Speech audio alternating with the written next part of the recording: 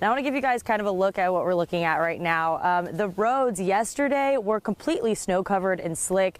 Today it's much more drivable. We were able to get over here. I was able to get to work this morning without slipping and sliding around. So that is a good sign. However, it's not the same for everybody. Underneath where I'm standing on this dock right now, you usually can't see the rocks, but with the water level so low, Smith Mountain Lake is looking much different.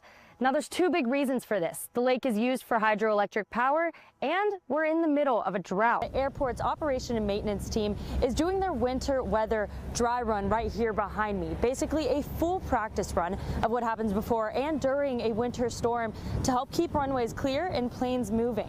Now fast forwarding to this year, after multiple motions and hearings, City Council is finally updating residents with a project timeline, but nothing is in stone yet. On Thursday morning, almost 30 middle and high school children were on their way to school on a Franklin County school bus when they crashed in to this car right here. Now the family inside the car, including 3 children as young as 3 years old, say they're still recovering. Roanoke City's Planning Commission is moving 3 long debated items forward: the 2024 neighborhood zoning amendment, a vape and tobacco ordinance, and the Evans Springs plan. But what does this mean? To understand that, we have to take a step back. The 71st Annual Vinton Dogwood Festival is kicking off this weekend with a concert, vendors, and of course a special guest appearance from Camel Sid.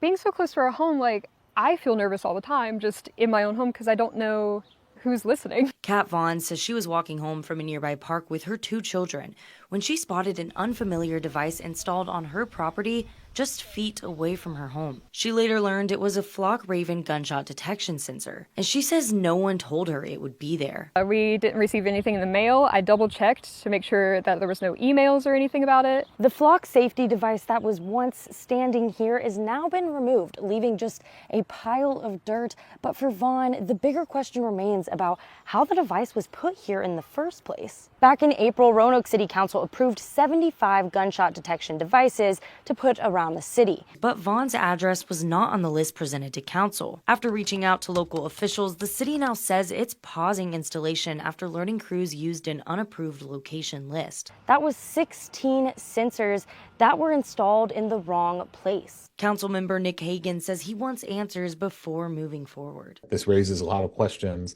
at least for myself as a member of council, as to how in the world did this happen? Hagan says he hopes the project remains paused until council decides how to move forward. For Vaughn, she says she got the resolution she wanted. Well, I'd love for the surveillance system to be removed. But questions remain, including how this happened, whether grant funding could be impacted, and whether city council could decide to stop the project altogether. And now we're investigating basically how, why, and when did all that happen.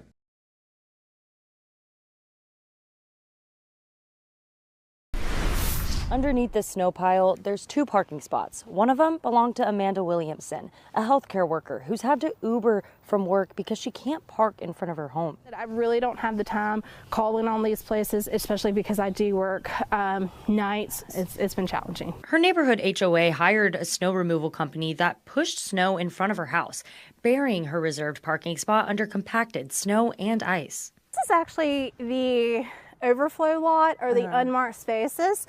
It could have easily been pushed here, clearly. She even spoke with some snow removal companies, and they told her that removing this could cost anywhere from $400 to $600. Because they have a prefixed hourly rate, it would average anywhere from $100 to $200 an hour.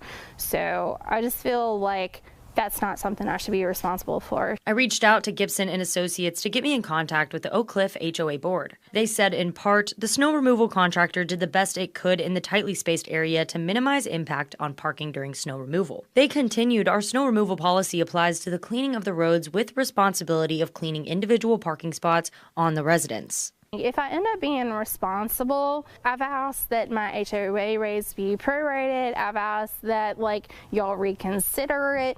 Again, I don't feel like I should have to put forth any money when it would only impact me and possibly one of my neighbors. I've been driving around this area to see if any of her neighbors are dealing with the same thing. There's some snow-covered parking lots, but there is nothing piled up and snow plowed into someone's parking spots like it is with hers. And it's definitely ice. It's not like it's snow that can melt. Everybody's like, oh, it's going to be 60 degrees this week.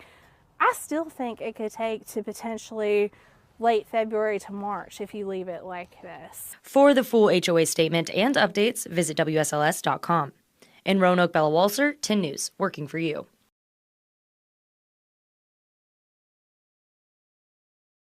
Behind me, you can see the 12 units that were severely damaged by the fire. And over at this connecting building, you can see the firewall stopped the fire from spreading over here, but they were still asked to leave. So that's 24 units of people displaced and who are currently waiting to hear what to do next. According to Virginia Tech, the Monday night fire at Fox Ridge Apartments is leaving around 65 people displaced, including 38 students.